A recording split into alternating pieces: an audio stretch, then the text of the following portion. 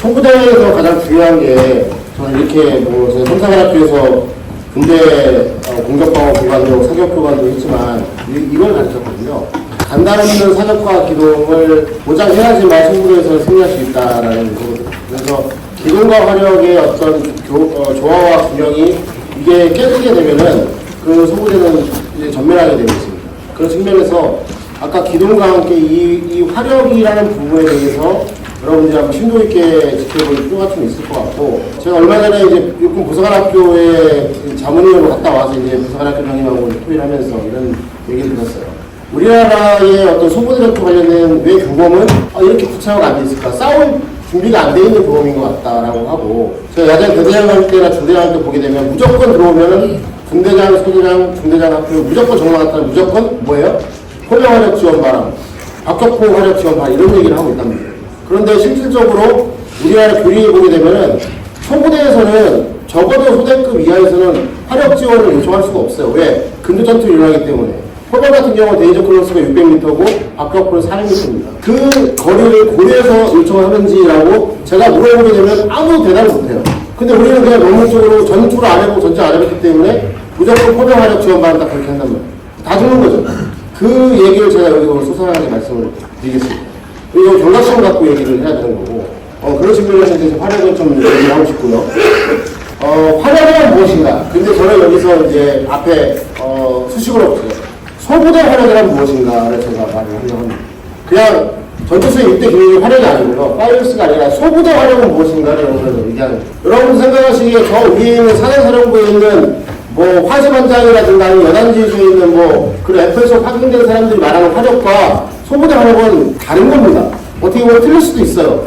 근데 그런 부분들을 명확하게 인식하고 우리가 나가야지만 사는 승리를 할 수 있습니다. 죽는 승리가 아니라. 소부대 화력은 뭐냐? 아까 제가 말씀드리면 전투의 종결과 수단과 방법이라고 말씀드렸는데, 오전에 말씀드렸잖아요.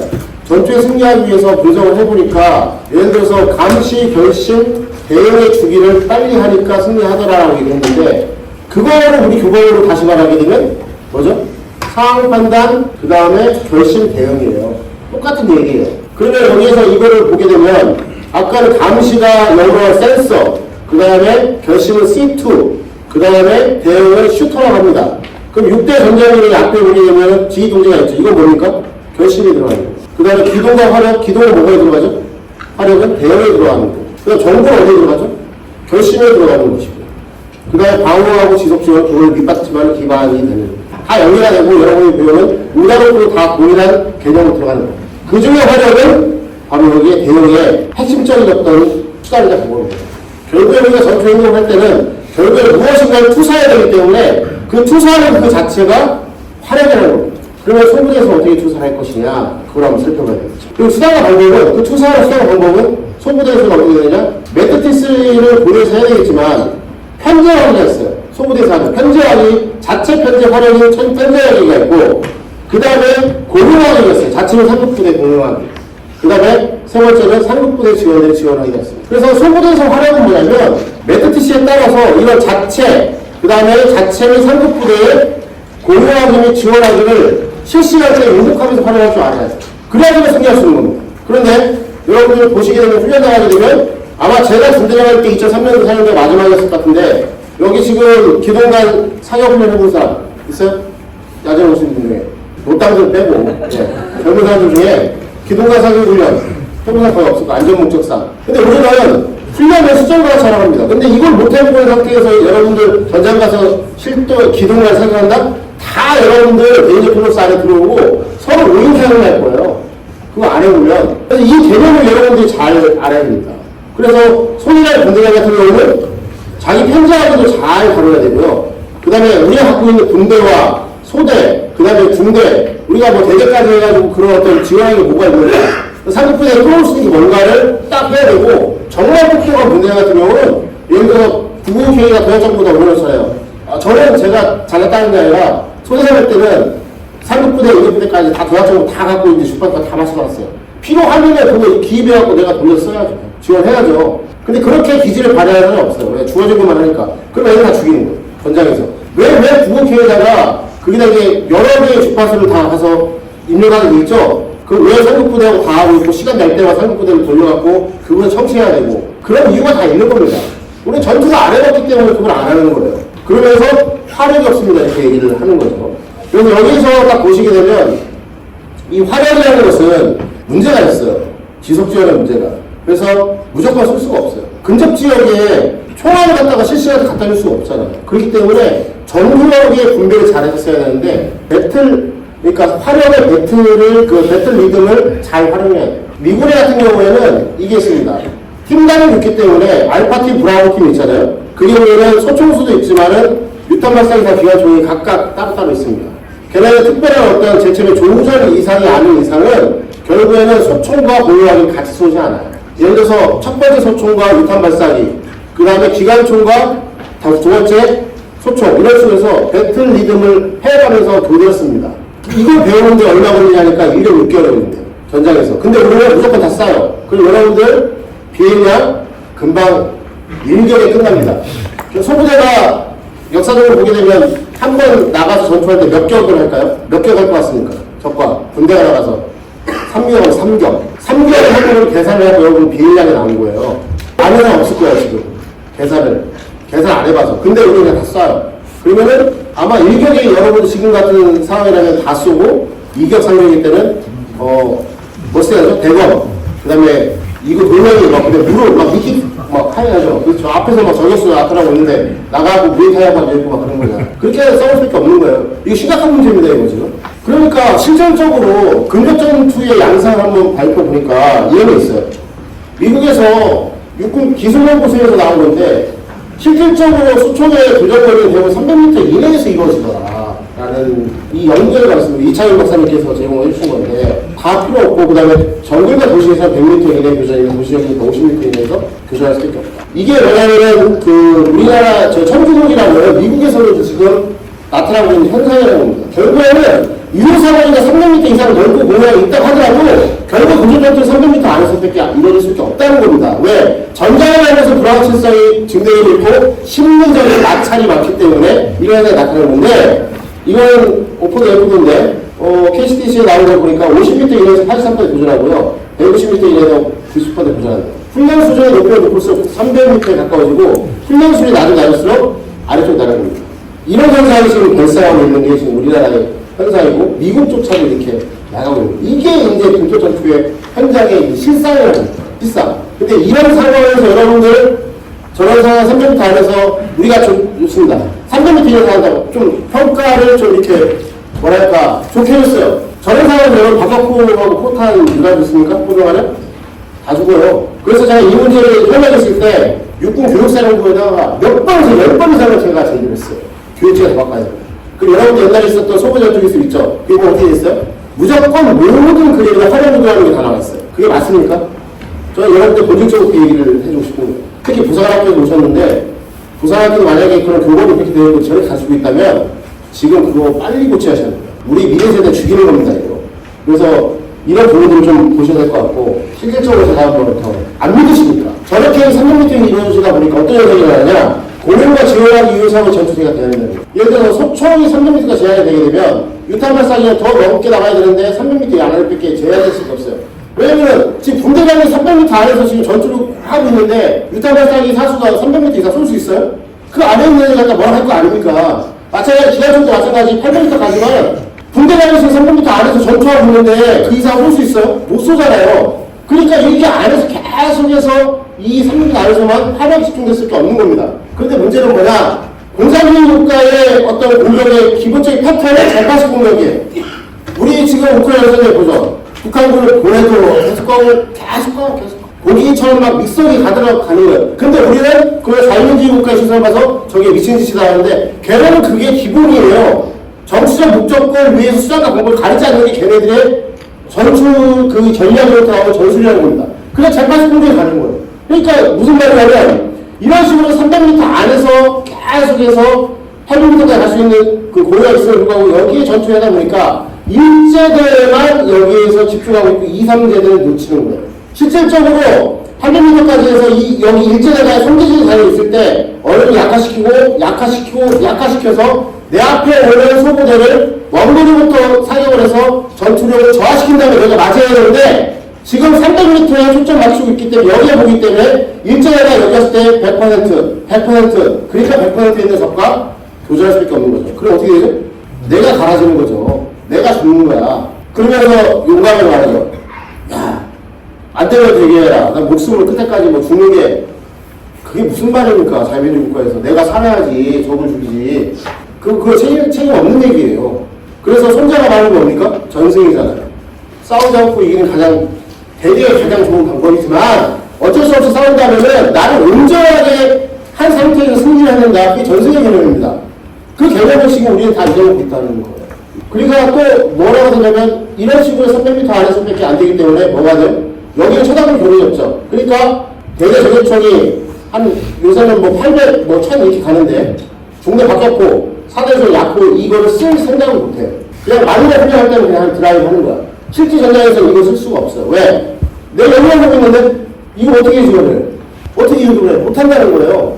그러니까 우리는 예를 들어서 적의 어떤 전술을 봤을 때는 원자리로부터 계속해서 걔네들을 약화시키면서 걔를 맞이해야 될 준비를 해야 되는데 그게 안 되어 있는 현실이 이거에 집중되어 있다는 겁니다. 미군조차도. 그래서 아프가니스탄하고 이라크에서 미국 그렇게 많이 간 거예요. 월남전 마찬가지고. 그러면 그거 비전이잖아요. 그러면 정규전에 2차 세계대전하고 유교들 많이 이뤘습니까? 엄청나게 죽는 거예요. 다 이 문제가 핵심이에요. 결국에는 뭐냐면 현재는 접촉 전투 불가능한 상황이에요. 그렇기 때문에 생존성과 전투력이 약화되는 거예요. 전상자 발생. 반대로 말하게 되면 전상자가 발생하려면 생존성과 전투력을 동시에 강화시켜야 돼요. 내가 죽고 전투력을 높이는 전투는 없어요. 이제는. 여러분들 이거 깨달아야 됩니다. 내가 살아야 전투력을 높아가는 거예요. 내가 죽고 전투력을 높이는 거 없어요. 그건 없는 겁니다. 그러니까 그런 부분들을 생각하시고요.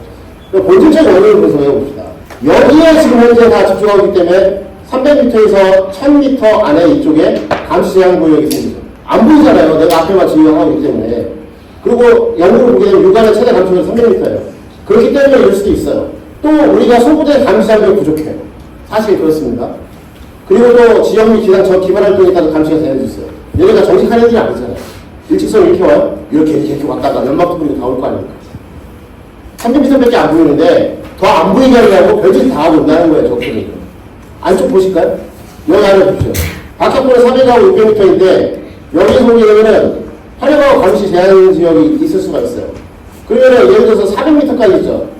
여기 400m 쭉 해서 이쪽 지역은 다 화력이 가능하고 600m 지역이니까 여기부터 여기까지 다 가능한데 화력과 감시 지역이 다시 발생하는 거죠. 왜? 300m에 집중하다 보니까 결국에는 상급부대 화력도 못 쓰고 자체 화력도 못 쓰는 그런 현상이 나타나요.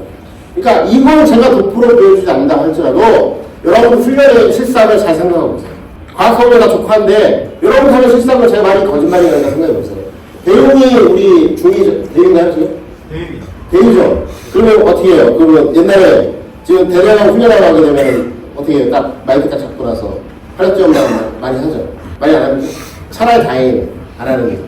그래서 이런 화력의 문제, 이런 부분들을 여러분들이 좀 고민을 좀 했으면 좋겠어. 소부대 화력이야. 그러니까 이제 결론적으로 이렇게 말씀드리게 되면 적 2제파에 대한 실시간 감시 결심 대응이 제한되고 3제파에 대한 이게 타격 포지션을 가능한 허용가 무슨 말이냐면 여기만 집중하고 있으면은 2제파가 바로 들이 다칠 거고 전투력이 얘가 집중해갖고 얘네가 꼼짝 발사 못하게 되면 3제파가 나누어져서 후방으로 움직인다는 거예요. 그래서 북한군은 저걸 뭐라고요? 정신용어로 포위 소멸 당한다라고 하는 겁니다. 이제 아셨습니까? 재파식 공격에서 포위 소멸이 어떻게 나오는지, 왜 얘네들 7일하고 이런 데에서 첨입을 하는지 그 이유가 다 여기 있는 겁니다. 철저하게 자유민주주의 국가의 뭐랄까 가치를 이용해먹는 그 전술과 전략이 권위주의 국가에서 나온 거예요. 그래서 여러분들 적전술 6대 가오라 이렇게 다 배우죠? 그냥 그런 게 아니에요. 걔네가 왜 첨입을 하는지, 걔네가 왜 거기서 이제 지휘관만 별도로 죽이는 애들이 있는지, 걔네가 무슨 습격적 뭐가 있잖아요. 걔네가 왜 포위소멸을 하는지 그걸 여러분이 잘 알아야 된다는 겁니다. 그걸 다 우리를 죽이려는 것보다는 자유민주주의 국가의 가치를 깨기 위해서 전술적 구현하는 거예요. 왜? 우리가 우리 앞에다 활을 못 쓰잖아요. 덕들을 쏘지만 그런 것이 있기 때문에 이런 부분들이 우리에게 되게 중요하게 다가오는 것이죠. 그래서 이제 우크라이나군의 소부대 활용을 어떻게 확실하냐. 그전에는 제가 말씀드린 것을 똑같이 했어요. 똑같이 했는데 2016년부터 이제 크림반도 합병되고 돈바스전이 끝난 다음에 미군이 폴란드하고 우크라이나 사이에 있는 국경선 야보리브라는 지역에 과학학훈련센터를 만들었고, 이제 유럽사령부 이하의 칠훈련사령부 이하에서 만들었고, 거기다가 모든 교관들을 나토에서 훌륭하는 집어넣고, 그 다음에 미국 본토에 있는 주방에 있는 여단을 3회6개월 동안 수련 배치하면서 훈련을 시킵니다. 시키면서 이 군사혁신을 이제 강도롭게 하는데, 제가 그냥 이제 미션을 말씀드리면 안 되잖아요. 그래서 여기에 있는 10개 영상을 제가 뽑은 결정적인 지점에서 전투 10가지 뽑았습니다. 초기부터 말까지. 산악, 그 다음에 보병, 기갑전 다 있고요. 그게 안에서 제가 이제 뽑아낸 거고요.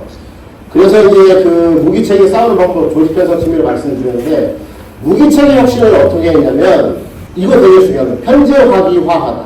로봇과 드론과 로봇의 편제화기를 통해서 생존성을 강화한 겁니다. 감시 아까 지난번 3에서 이제 1000m까지를 극복하고 유효사고를 신장을 했던 어떤 결정적인 이유가 되었는데, 이 드론과 로봇을 도입한다는 것과 편제화기화 한다는 것은 완전 다른 개념이에요.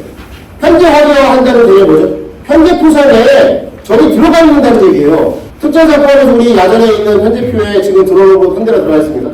지금 여러분들이 갖고 있는 거는 다 모든 거는 교육용으로 전투실험용이에요. 편제화기가 된다는 것은 편제표에 들어가야 되는 건데 그만큼 중요한 겁니다. 이걸 하기 위해서 노력을 많이 해야 되고, 그 다음에 두 번째로 뭐냐면 자폭형 드론 봇을 운영한다는 거예요. 전투효율성을 극대화하기 위해서. 왜? 상황팔성 결심 주기를 단축해 전투효율 극대화, 아까 다 말씀드린 부분이죠. 그래서 FPV형 자폭 드론이 나온 것이고 로봇계도 나온 거고, 이거 뭡니까? 멀티콥터하고 로봇도 근데 이게 왜 나왔을까요? 머리가 되게 좋아요. 이거 학생된 거 아닙니다. 왜냐면 내가 저기서 호전선까지 가야 되는데 여기에서 로봇을 운영하게 되면 이 배터리 달잖아요. 그러니까 쿼드콥터로 찍어가지고 제가 그쪽에서 더 많은 활동할 수 있도록 갖다 놓는 거예요. 그러면 거기서 작전거리가 신장되면서 활동이 보여지잖아요. 그리고 제가 배터리 떨어졌다 하면 가서 찍어갖고 다시 와요. 이런 식으로. 이게 어려운 기술인가요? 여러분? 이게 어려운 기술인가요? 이게? 어려운 기술은 아니에요. 상상이 없었을 뿐이지 이미 다 누구나 할 수 있는, 우리가 할 수 있는 기술이라는 겁니다. 이런 부분들이. 이게 얘네들이 보게 되면 무기체 혁신에서 가장 큰 어떤 주도적인 특징입니다. 이런 부분들. 그래서 가장 중요한 게 우리도 빨리 드론과 로봇을 편제화기화해야 됩니다. 그러려면은 구조가 바뀌어야 되겠죠. 육군보고 열심히 하고 있다는데 한번 저는 보고 있으면 어떻게 열심히 하시는지. 그 다음에 뭐냐면 드론 방어를 전략화하면, 이게 뭐냐면 국사활동가 여기에 전천후 화력 지원을 하는데, 얼마 전에 육군본부에서 예를 들어 박혁포 없애고 막 이상한 얘기 했잖아요. 그게 아니에요. 제가 아는 사람에서 있었지만, 중요한 건 뭐냐면, 박혁포가 쏠 때, 결정적인 순간에 박혁포가 사거리를 잘 있어요. 근데, 화력이 우선거리라는 게 있지 않습니까? 그러면, 내 쪽에 분명한데, 내 입장에서는 분명히 내 박혁포 사거리 2mm인 애들이 결정적인데, 나의 1차나 2차 사격제가 그게 아닐 수 있잖아요. 그럼 그걸 어떻게 안 때리면, 아까 말한 것처럼, 원거리부터 안 때리기 때문에 내 앞에 그대로 밑에 내가 또 완전 운세를 그냥 세월을 정면을 하는 것처럼 얼굴 짜는 거야 되잖아요. 그럴 때, 쓸 때 어떻게 해야 되냐? 이런 것들을 쓰게 되면은 내 유효사고를 바깥에 있는 곳에 때릴 수 있다는 거예요. 결정적으로. 더 맞아도 반대로 들어야 할 것이 맞는 게 아니지 않습니까?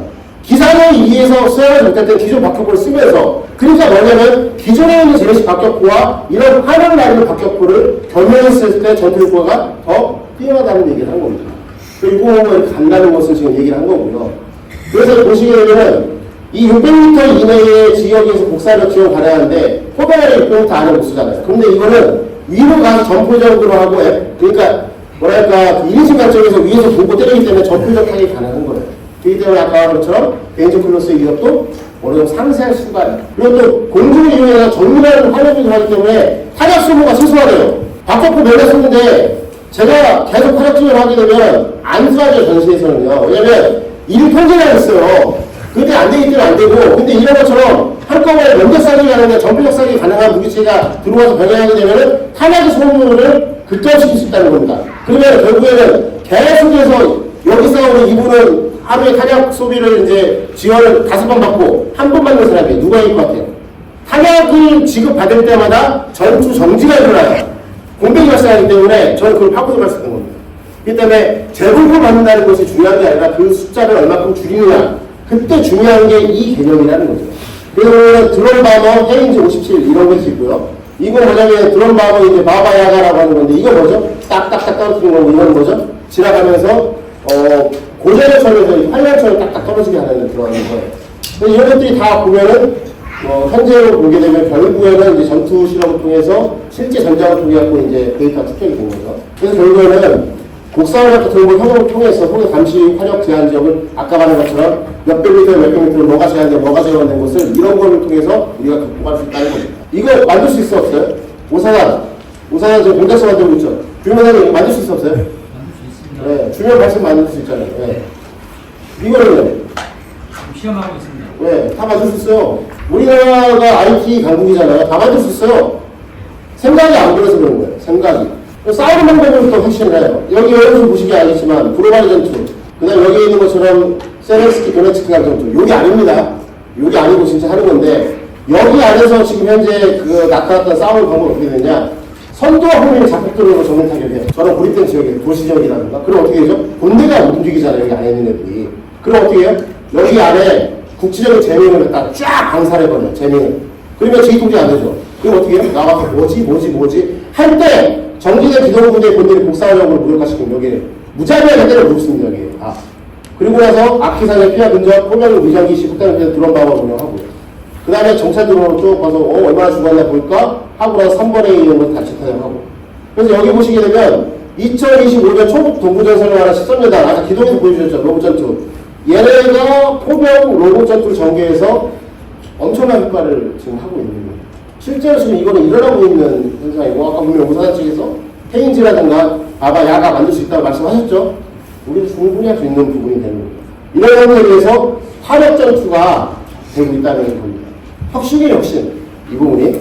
그럼 보병하고 드론하고 포병하고 화력 전투 어떻게 하느냐, 얘네 보게 되면 이 포하고 얘하고는 같은 한 세트라고 보시면 됩니다. 얘가 쏠 때도 있고 얘가 쏠 때도 있고 얘가 쏠 때가 있어요. 메트티시가 다르겠죠. 예를 들어서 보시게 되면 얘가 아까 앞뒤를 잘라고 중간에 여기에 계속해서 본대가 스탑돼 있다. 그러면 얘가 써가지고 또는 MLL에서 써가지고 초토화시켜버리겠죠. 그리고 나서 남아있으면 얘가 이렇게 또 전륜타격 하겠죠. 이런 식으로 해서 화력도 결국에는 곡사와 직사를 통합을 해야지만 이제 전투의 효과가 나타났다는 것을 이 소부대 차원에서 지금 우크라이나 군이 증명을 한 거예요.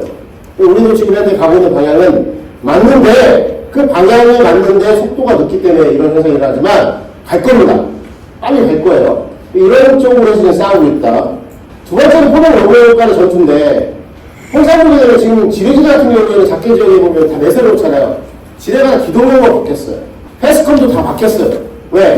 저 기동용상에 얘네들 아까 말한 것처럼 코드로퍼 가갖고 찍어서 갔다나요? 그러면 길에다가 양쪽에 메모하고 있어요. 메모가 있으면 저기 오잖아요? 오게 되면은 앞뒤를 잘라놓고 나서 걔네들 슬슬 기어 들어가요. 그게 자폭으로 다 간 거예요. 그런 식으로 해서 땅에서 그렇게 전차부대가 공격을 받게 되면 기계하고 전술을 되겠습니까? 보병이 하차하게 돼 있어요.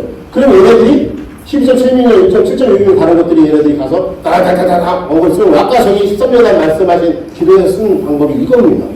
그리고 나서 가까이 왔을 때 얘를 죽입니다. 결국에는 로봇과 드론에는 병행할 수 있는 데밖에 없는 거고, 로봇을 통해서 소부대의 작전 지역을 신장을 시켜놓은 상태에서 보다 더 먼 거리에서 적의 전투를 소진시키면서 내가 전투를 할 때, 이윤전투 할 때는 최소의 적의 전투력과 싸울 수밖에 없게 만들겠다라는 것이 이 전투에서 나타나고 있는 거예요. 이런 식으로 해서 포병과 로봇의 합, 그 다음에 포병과 드론의 합, 때로는 포병과 로봇과 드론의 합, 이런 것들이 지금 현재 우크라이나군에서 하나의 핵심으로서 지금 하고 있는 부분입니다. 나타나는 거 보시면 알겠죠. 소부대가 여태까지는 예를 들어서 1km까지만 볼 수 있었다면 전투를 했을 때 이거는 2km, 3km까지 확장을 시켜버린 거고, 그 다음에 정밀성을 고도로 더 심형적으로 만들어버리는 결과가 된 거죠. 조직평화에서 이걸 하기 위해서 2014년 1월 11일 날 무인체계군을 창설했습니다. 우크라이나군 같은 경우는 병종이 되게 다양해요. 육군, 해군, 공군, 공중강수군, 그 다음에 공수부대, 그 다음에 특수작전군, 그 다음에 무인체계군이 별도로 따로 있어요. 그거를 2024년 1월 11일 날 이거 만드는 겁니다. 이거 영어로 하게 되면 Unmanned Systems Forces라고 합니다. 그래서 얘네들이 다 이런 것처럼 해서 드론과 로봇을 육해공군에서 다 하는 것들을 관장하고 있고, 지금 현재 이 중앙공격에서 다시 한번 우크라이나군이 혁신에 거듭을 하고 있습니다. 보시면 알겠지만 이게 47기가 보면 우리나라 동부대 가장 잘 싸우는 부대인데, 대대 이하의 드론 소대들이 다 이렇게 되어 있고요. 그 다음에 직할대로 드론 대대가 있습니다. 이해되시죠? 전투 로봇에 대한 국토방위 시설대단이 되어 있는데 얘네들이 다 누구냐? 예비군이에요. 협력은 다 이미 싸우고 있는데 걔네를 빼가지고 상상할 수 없잖아요. 그러니까 예비 전력을 가지고 얘네들 만들어갖고 교육시켜서 들여보내고 있는 겁니다. 그러니까 우리 같은 경우는 예비군의 개념이 현역이 앞에서 어느 정도 돈자가 되거나 하게 되면 가서 대체하는 걸 했지만 얘네들은 전투할 때 현역의 뒤에서 미적 전투를 뒷받침하는 용도로 해서 다 지금 예비군들이 활용되고 있다는 겁니다. 그래서 우리나라 예비군들과 종원연합 사령관을 만났을 때 빨리 지금 복고 기용도 5개 병사밖에 없지만 드론 전투대대 그 다음에 로봇 전투대대, 그 다음에 항공대대를 만들어서 우리가 계속해서 30만으로 줄일 수밖에 없고 거의 국가인 북한은 115만을 계속 유지할 거기 때문에 초전에 있는 그 병력의 비를 상쇄하기 위해서는 예비군이 초전부터 같이 현역과 싸울 수 있는 첨단 예비군을 만들어야 된다라고 강력하게 주장하는 겁니다. 이게 국회까지 가서 제가 12월 3일날 그날 발표가 왔어요. 제가 너무 심하게 발표해서 그런지 모르겠지만 이거 해야 돼요. 이거 해야 돼요. 우리 지금 병력 없어요. 병력 없어요. 병력 없고 60세는 그냥 달아가야 돼요. 전장으로. 이거 해야 되는 거예요. 이거 하지 않으면 안 되는 거예요. 해야 되는 게 없어요. 이거. 그 다음에 드론전투 소대가 있잖아요. 여기 보시게 되면 4개, 6개의 팀으로 되어 있는데 허리 팀당 4명으로 배정돼 있어요. 그럼 얘네는 차량 하나를 주고 이 차량인 게 우리는 차량을 저걸 뭐랄까 편집하려고 하면 어떻게 하죠? 기압고 뭐랄까 얼룩무늬 이렇게 해야 되는데 얘는 그렇지 않아요. 픽업 그냥 도로시정된 거 그냥 갖고 와요. 갖고 와서 뒤에다가 100개, 150대 FPV 드론 다 싣고요. 그 다음에 팀장 같은 경우는 이게 이제 그 모바일 형태의 전략을 체계 보이는 거 있고 각종 응용병, 경계병, 운전병 아까 다 말씀드렸죠. 이렇게 해서 이제 섭해 지역에서 운영을 하고 있는 거예요. 얘네들이. 그래서 이번 드론 운영하기 위해서는 FPV 드론 단독을 하는 게 아니고요. 정찰 드론과 상급 부대와 자체의 정찰 드론과 협업을 하면서 운영한다는 겁니다. 그렇기 때문에 우리가 드론 개설을 부사관학교, 뭐 특수대학교 하고 있지만 그게 이제 교육과정은 개인적으로 우리 보면 어떤 개인 전투 기술을 가르치죠. 개인에서 각계 전투하고 사기와 개인 전투 기술하고 그 다음에 팀 훈련하고 그 전술련 나가는 것처럼 드론도 마찬가지예요. 결국에는 이런 식으로 4명 있으면 각각 4명의 개인 전투에 관련된 훈련을 시켜놓고 이걸 팀 훈련을 어떻게 시키고가를 한 다음에 마지막에 전술련 넘어가는 그런 체계가 있어야 된다는 겁니다. 그냥 한 대 갖다가 좋아 이렇게 딱 해갖고 딱 해서 타이어를 보고 훈련하면 안 된다는 거예요. 왜? 선전, 선타 가장 중요한 건 먼저 봐야 되는 건데 보지 않고 어떻게 때립니까? FPV들은 고글 보기 2인치 관점이기 때문에 시야는 확보가 제한돼요. 그렇기 때문에 주변을 봐야 주는 게 반드시 필요한 겁니다. 그래서 이런 부분들이 얘네들 편성이 되어 있다는 건 우리가 봐야 될 부분이 좀 있는 거예요. 시사점 뭐냐면 얘네들은 생존성과 전투성을 극대화하기 위해서 이제 원웨이 방식 저희가 뭡니까? 한 번 쓰면 들어오지 않는 것들 자폭형 드론을 가성비롭게 이제 드론으로서 편제를 했고요. 박해 포괄의 정찰대로 자폭도를 드론 방어들 복합해서 개인적 근로 확보하고 전철 활주를 가능하게 만들었다. 싸움 방법은 철저하게 미적분 전투로 구현하고 있다. 왜? 없어요. 더 이상 싸움 애들이. 때려갖고 직접 시켜도 더 이상 때릴 리가 없어. 거리에. 아무도 없어요. 지금 현재 우크라이나하고 몇 명이 지금 싸우려면 100만 명을 싸우고 있어요. 미국에서 무기 더 지원해줄 테니까 16만 명 더 동원해야 하는데 결국에는 그 우크라이나 젤렌스키가 거부했어요. 왜? 걔네까지 다 동원하게 되면 미래는 우리 없다. 더 이상 못 시키는 거예요. 이게 되게 중요한 이슈입니다. 그리고 해외에 있는 과학기술 인재는 복귀 안 시키고 있어요. 왜? 재건해야 되니까. 우리나라도 지금 현재 보기에는 법상 이공계는 복귀 안 시키게 돼 있어요. 그래서 제가 이제 그 관련만할 때마다 아이를 교육시킬 때 예체능계 하지 말라고 합니다. 문과하지 말고 무조건 이공계 내라. 네, 그렇게 하고 있어요. 그래서 지금 그 올림픽을 보면 나타나고 있죠. 예체능계 선수들이 500명이 죽었어요. 그래서 해외에서 이제 전 세계 탑티어에 들어오는 우크라이나 선수 500명이 죽어가지고 올림픽에서 지금 힘을 못 쓰고 있는 거예요. 예체능계 했다는 그 이유 하나 가지고.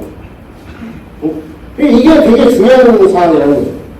그래서 여기 보시면 알겠지만 지뢰에 관련된 어떤 그런 부분들이 로봇 기반의 기동형질을 바뀌었다는 그런 부분들하고 그 다음에 이게 국사력과 드론부 전투력만 붙여야 된다. 마지막으로 조직편성도 해외 내부의 드론부 전투부를 빨리 생산해가지고 이거를 초반부터 우리가 같이 병력의 화력의 열쇠를 극복할 수 있는 수단으로 소부대에서 우리가 이걸 다뤄야 된다. 라는 부분들이 이게 핵심적인 제 메시지거든요. 그래서 여러분들이 어떻게 느끼실지 모르겠지만 이게 실질적으로 이제 안드레이하고 이제 다 얘기하면서 한 거기 때문에 이런 부분에 대해서 여러분이 좀 이제 고려를 해주시면서 이렇게 나갔으면 좋을 것 같아요. 그래서 이런 부분들을 여러분 함께 하고 싶은 마음이 있고요. 오늘 뭐 정부를 안 하기 때문에 좀 시간을 제가 좀 오버를 했는데, 혹시 제가 오늘 말씀드린 것 중에 뭐 의문사항이나 처벌이라든가 뭐 그거 아닙니다라고 아무것도 좋으니까 질문사항 있으십니까 혹시? 의견이나. 예. 예, 정인 박사입니다. 아까 이제 앞에 그 의견이나 얘기는 첨언해서 드리는 거. 47 기계화 구경 예단에 이제 부대별로 드론 부대가 들어갔는데 전투 실험을 해보면은 저렇게 별도의 부대를 편성하는 것보다는 전투원이 소총이나 수류탄 전지듯이 그렇게 드론을 사용하는 게 효율은 더 좋습니다. 왜냐하면 성경상경 선타 이 속도가 또는 우다르프 상 속도가 더 빠르기 때문에 훨씬 효과가 좋은데 문제는 드론을 운영할 때 훈련이 필요하고 쉽지가 않습니다. 이런 상황에서는 개인한테 주기보다 지금처럼 부대를 편성하는 게 좋다. 그러나 향후에 드론 조작이 굉장히 쉬워져서 뭐 한 하루 이틀 배우면은 뭐 전문가처럼 쓸 수 있다. 그런 수준이 된다면 드론은 각 개인 전투원들한테 나눠주는 게 좋습니다. 그래서 지금 나와 있는 편성이 정답이 아니다. 이걸 알고 나중에 이제 부대 만들어 주셨으면 좋겠습니다. 네, 핵심적인 걸 말씀해 주셨습니다. 최초에는 우크라이나군도 이제 일반 보병들한테 나눠졌어요. 다 죽었어요. 죽어서 이제 걔네들 훈련시킬 수 있는 여력이 안 돼요. 빼야 되잖아요. 그래서 집어넣은 건데, 아까 말씀드린 것처럼 가장 좋은 방법은 소총병이 쓰는 거예요. 그러려면 숙달력이 좋아야 돼요. 우리나라처럼 1년 6개월로 안 돼요. 몇 년 있어야 되는 거고, 지금 이제 미 육군에서 이건 뭐 추후에 공개하겠지만은 지금 드론 전투의 방법을 새롭게 하고 있어요. 똑같습니다. 미 육군은 몇 년간 하잖아요. 그래서 제가 모든 전투원들한테 군대원들한테 드론을 같이 합니다. 자폭 드론을. 그래서 제일 처음에 원거 전투를 모든 전투원들이 드론 전투를 하고요. 그 다음에 이제 아까 말한 것처럼 본부의 SOE에서 유무인 복합 전투를 하고요. 마지막에 유인 전투로 하는 그런 컨셉으로 좀 바꿔봤어요. 그걸 하기 위해서는 전제 조건보다 숙련도입니다. 숙련도. 그래서 업체의 입장에서는 드론 조작을 가장 쉽게 만들 수가 있고, 군대 입장에서는 얘네 숙련도를 어떻게 올릴 것이냐. 정치가 되어 있기 때문에 2년 6개월짜리를 2년을 올린다는 경우는 난리가 나겠죠. 그렇기 때문에 그 안에 있는 군대의 편성을 부사관제로 더 많이 편성하는 그런 방법이 유일한 해안이 될 것 같습니다. 또 혹시 뭐 궁금한 사항 있습니까? 예, 공군에서 근무하는 박신 중관입니다.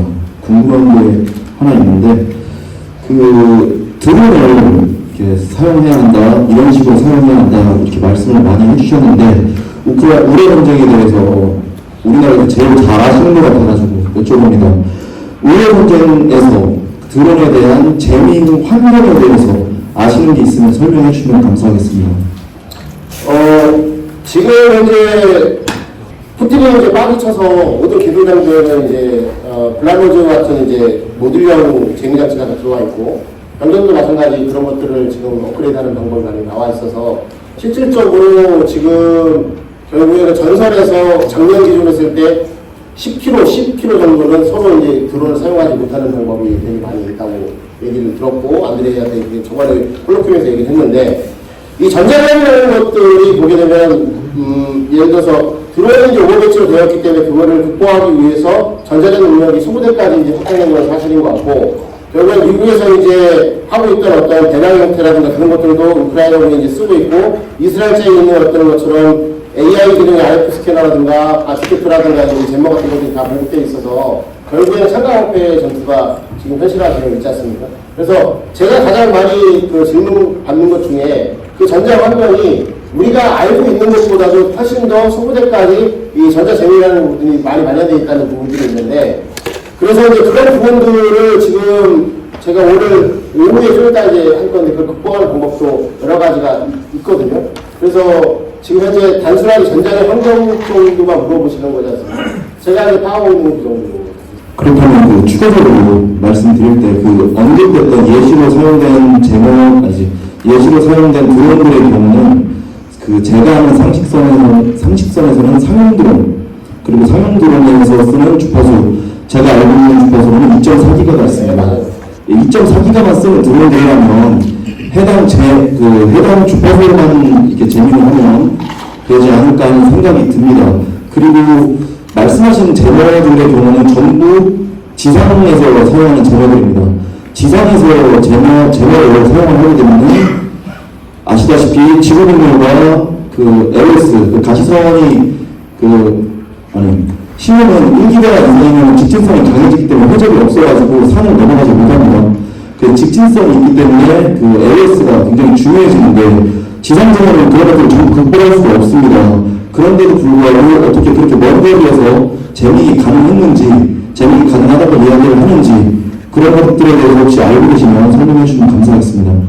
그러면은 지금 이제 그 우크라이나 같은 러시아군 장비는 잘 모르겠고요. 우크라이나군 장비 같은 경우는 그 탐지하고 요격이 무력화되었을 제목까지 포함되어 있는 차량화라든가 휴대용 모듈 장치가 뭐 나와있는 40km까지 가능한 것도 있고 60km까지 가능한 게 있습니다. 그런데 그 원리에 대해서는 공부이다 보니까 잘 아시다시피 저는 답변을 잘 못 드리겠고요. 단지 이제 그거를 극복할 수 있는 방법이 예를 들어서 이게 아까 말씀드린 것처럼 소부대가 있으면 소부대 단위에서 전투활동을 소부대 단위에서 재미하는 부분이 있고, 근데 바로 뒤에서는 그걸 백업할 수 있는 상급부대 지원에서의 안테나가 큰 것들이라든가 이런 부분들이 쭉 하는 부분이 있고, 드론에서 뭐 한다는 얘기는 제가 뭐 이렇게 많이 들어보지 못했습니다. 그런데 그 부분은 제가 전문적인 지역 때 답변이 돼야 되지만, 그 부분에 대해서 이제 믿고 싶지는 않지만은 실질적으로 보게 되면은 위성 사이트 중에 이제 그 제문부라든가 그런 것들을 계속해서 측정해갖고 계속 이제 업그레이드하는 시스템이 있지 않습니까? 혹시 그거를 호카이 360 아시지 않습니까? 네, 호카이 360에 관련된 위성 사진을 계속해서 걔네들이 축적을 해가지고 우크라이나에 넘기고 있는데, 그렇게 보게 되면 말씀하신 것처럼 믿어지지 않지만 상당히 강력하게 되는 제모들이 운영되고 있는 것들이 있습니다. 그러니까 그건 뭐냐면 저희가 인식되지 않지만 그런 것들에 대한 장비가 존재한다는 의미가 되는 거고, 우크라이나 같은 경우 그걸 보고 나서 러시아군의 중앙 방향이라든가 차후 행동을 지금 예측하는 방향으로 가고 있거든요.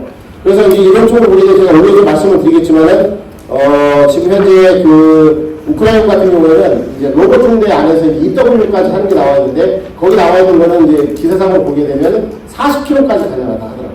마스트를 갖다가 뭐 10m가 올리고 나서, 그래서 그런 장비들이 있는 것으로 지금 현재 파악이 되어 있고, 그래서 결국에는 지금 현재 우크라이나 러시아 전장이 맞닥뜨리고 있는 소부대 현장은 자체적인 어떤 젠머 이제 EW 수단과 상급부대 이쪽을 수단이 이제 중첩되어 있는 어떤 그런 환경에서 지금 그것을 운영하고 있고, 그거를 돌파하기 위한 다양한 어떤 운영적인 방법과 전투 기술적인 방법이 있고, 그거는 이제 디펜스 프라임 작가님 오셨지만은 다음 주 정도면 아마 이제 테레비 나오니까 구체적으로 한번 보시면 될 것 같습니다. 부산중앙부서 차관할 때 박승입니다. 먼저 지금 제가 그 지리인사 과정에서 나온 것에 관련해서 최근에 제가 불가사의 이 대부분 이제 스캐너 제거 체계를 이렇게 한번 시험하는 자리에 참석할 기회가 있었습니다. 우선 운영 기능은 이제 군용으로 사용되는 UAV 체계에 대해서는 그동안 이제 제어 전력, 즉 공군의 고고도 방공이나 육군의 저고도 방공에서 이제 집중해서 관리하던 것을 이제는 소부대급 지상부대에서 기동부대들도 이제 자체적인 대화들은 전투 능력이 있어야 된다는 것은 모두 다 공감할 수 있었던 이제 내용이었고, 이제 좋은 대안으로서 뭐 2.4 GHz 때 그 특정 주파수를 하는 게 아니라 불량에서 타이탄이라는 이제 차량용 기동부대용 장비 같은 경우에는 이제 블루포스 프리퀀시, 즉 아군이 쓰거나 혹은 상시에 민간용 혹은 방송용으로 쓰는 프리퀀시들은 정상적으로 운영이 되게 하면서 이 나머지 즉 상용권의 그 어떤 그 영역대에 있는 주파수들을 미리 세팅을 해놓고 그 자료들을 계속 AI로 축적을 해놓고 있습니다. 그래서 나중에 이런 것을 활용을 해서 위협이 되는 즉 블루포스 프리퀀시 외에 적들이 드론을 통한 어떤 적대 행위하는 것을 차단하는 방법에 있어서 그런 대안도 이제 방법이 될 것 같습니다. 비교적으로 이번에 알게 된 것은 그 타이탄 장비 세계로 이제 트럼프 대통령이 슈퍼볼을 그렇게 하는데 그 세계를 돌려서 실제 거기서 드론 테러의 예방을 위해서 어떤 강구했었다라는 그 얘기를 들었습니다. 그래서 이 개념도 한번 같이 아이디어로서 한번 제공해보자 발표되게 되었습니다. 그렇죠. 얼마 전에 AV사로 매각된 이제 블루할로우의 기동형 타이탄 말씀하시는 건데, 그게 보게 되면 AI로 해서 이제 자동으로 이제 그 주파수들을 잡아가는 그런 능력도 있고, 우리가 생각하는 것보다 이제 이상의 어떤 부분이 있는데, 실질적으로 이제 해결망측한 어떤 수단과 방법들이 많이 발생하고 있죠. 그래서 아까 말씀하신 것 중에 생각보다 더 광범위한 지역에 대해서 제머라든가 운영하고 있는 걸 보게 되면 비관적으로 보게 되면 우리가 이제 얼마 똥풍선 할 때도 상당히 많은 어떤 거리를 북한의 어떤 그런 전자전 장비 위해서 이제 먹히는 적도 있었고, 지금 러시아 같은 경우나 우크라이나 같은 경우 본인이 또 풍선 같은 것들을 벌룬 같은 걸 사용해서 전자장비를 위에 다리 뿌리기도 하거든요. 그러니까 이제 이런 어떤 전자전을 봤을 때 어떤 그 수단이 다양하기 때문에 지상뿐만 아니라 공중까지 해서 다양하게 이렇게 좀 움직이는 어떤 그런 부분들도 많이 있기 때문에 그런 커버라든가 이런 부분들은 제가 보기에는 장비가 이제 다양화되고 수단도 많이 나왔기 때문에 그것들은 얼마든지 자기가 원하는 시야나 강도에서 할 수 있는 여건이 이제 되어 있다. 저는 이렇게 평가하고 있습니다. 그러면 또 추가적인 질문 없으시지 않습니까? 네, 이제 수성학교 드론센터장 조영수 의원입니다. 아까 공부에서 말씀을 하셨는데 지금 비관적으로 대고 쓰고 있는 드론도 2.4뿐만 아니라 5.8하고 여러 곳은 프로그램 때까지 쓰고 있습니다. 그러니까 그런 운영하고 있는 것 자체가 그러니까 그런 째리를 대응을 하기 위한 거꾸로 얘기할 수 있지만 FPV가 지금 나와서 활용하고 있는 건 신속한 광고 속도, 빠른 속도와 시소에 운영할 수 있는 그런 장점 때문에 운영하고 있는 거고, 아까 오전에 오사원님이 말씀하셨던 것처럼 산악지역에서의 드론 운영 어떻게 할 수 있느냐. 우리가 70%가 이제 우리나라 이제 산악지역이고 반대로 우크라이나 70%가 이제 광활한 개발지이기 때문에 그걸 운영하는 데 있어도 지금 실제 우리가 작전 환경이 많은 차이가 있을 거라는 생각을 합니다. 아까 로스도 말씀하셨는데 그것도 실제 우리나라 지역에 적용을 한다면 좀 더 FPV로 지금 운영하고 있는 그런 드론 가지고 하기에는 조금 차이 있지 않을까라는 생각을 합니다. 이런 것도 한번 좋은 의견 감사드리고, 이제 우크라이나군 같은 경우는 이제 재무에 관련된 피해를 최소화하면서 여하이 FPV 드론이나 전사 드론을 침투시키기 위해서 어떤 전투 기술을 사용했냐면, 여러분들 이런 가오 형태가 되면서 소리가 웅웅 나는 그런 어떤 속도가 빠른 그런 무인기가 있어요. 그런 4대 정도를 같이 운용을 해가지고 종심사고를 1km까지 타고 들어가면서 소리가 굉장히 나면서 그걸 이제 집중을 시키는 거죠. 그럼 밤에는 애들은 잠 못 자게 하는 용도가 되어 있고, 낮에 같은 경우는 침투 지점을 확보하기 위해서 그걸 계속 움직이고 있는데, 그렇게 되면 이제 결국에는 피하든 간에 돈이 처벌처벌 많아가지고 전자장비를 다 깔면 상관없지만 그렇지 않잖아요.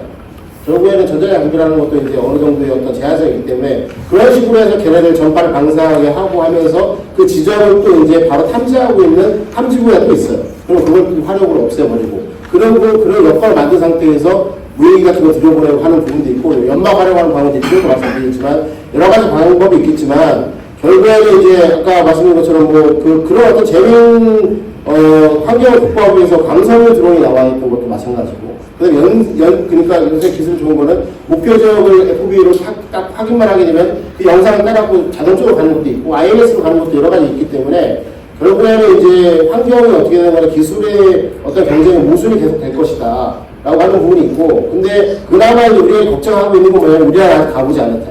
첫 번째 스텝을 가보지 않았기 때문에 그런 걱정이 많은 것 같은데, 저는 지금 주장은 그거 다 무시하고 우선은 빨리 드론을 좀 해보자. 무슨 말인지. 진짜 재미되는지 안 되는지 한번 해보자 하는 그런 주의이기 때문에 그런 측면에서 우리가 좀 논의가 됐고 좀 좋을 것 같고, 전자전을 가지고 좋은 말씀 해주셨는데, 다음이나 다음 콜로퀴움 때 이제 그런 전자전 관련된 부분들을 한번 심도 있게 한번 다뤄보고 전문가 모셔서 얘기 한번 들어보도록 하겠습니다.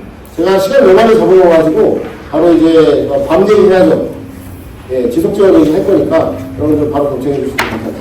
감사합니다.